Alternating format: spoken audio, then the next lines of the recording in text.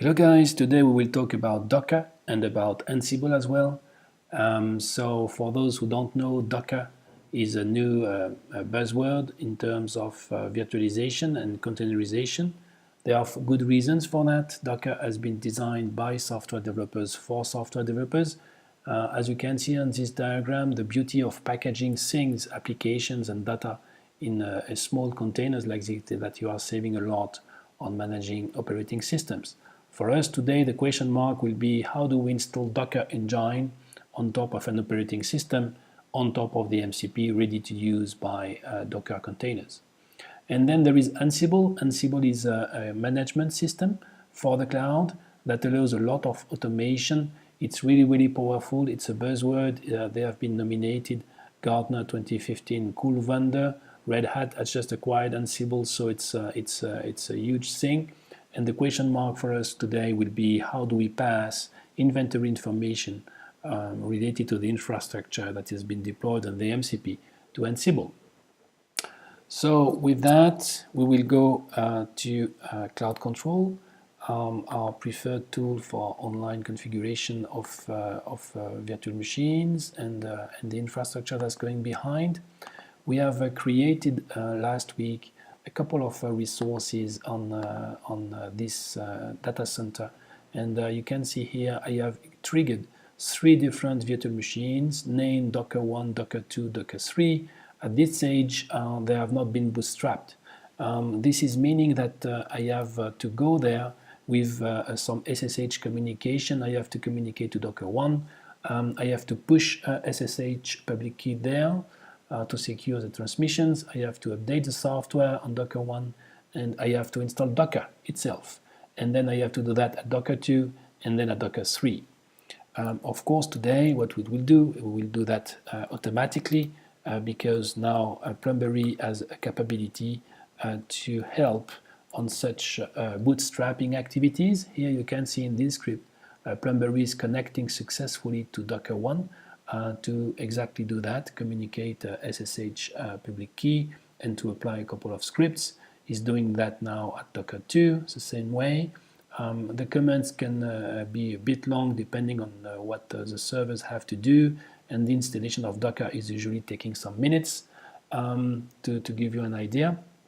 So now we will wait a bit for some second that the 3 servers are up and running, fully bootstrapped and secured.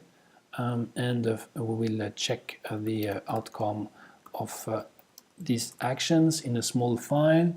So Docker 1, Docker 2, Docker 3, everything completed, and you have the list of actions that have been done. So you can see how Plumbery can facilitate the automation of this single stage, which is just a bootstrapping. We are not talking here of the application of the database or whatever. It's just still a Plumbery, but at the logical level, at the operating system level. Let's move now to the integration of Ansible. How can we create an inventory file that will help to bootstrap on Ansible as well? Let's use another script. Okay, and this script will do 2 things. It will check the configuration file and inventory data reported by the MCP itself, so that at the end of the day we have a nice inventory that is combining the 2, and here you can see how the private IP addresses configured by the MCP are assigned to the logical names put in the configuration file. It is very nice because it allows to use Ansible without any configuration of DNS or whatever.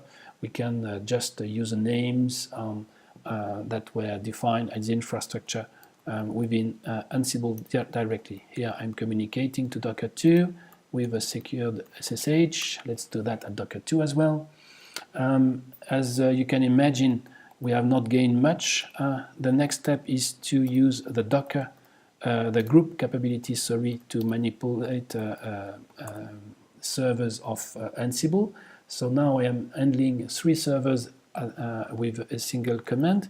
Let's see what my group of Docker servers has in terms of free memory right now. And so here Ansible has applied the command to the 3 servers and reported the outcome directly in the interface very quickly.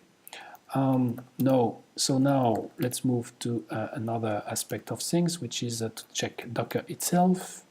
Has the installation been successful? Yes.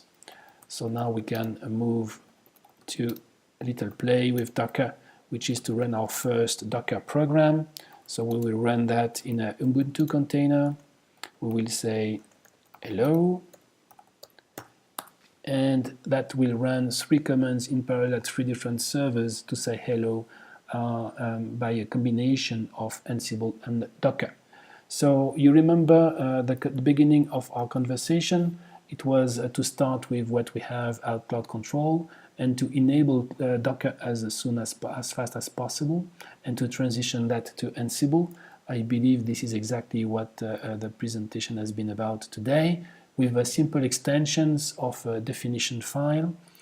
This is covered by a single project, an open source project, Plumbery, that is reaching now its initial goal to facilitate the automation of deployments on the MCP up to the bootstrapping of machines.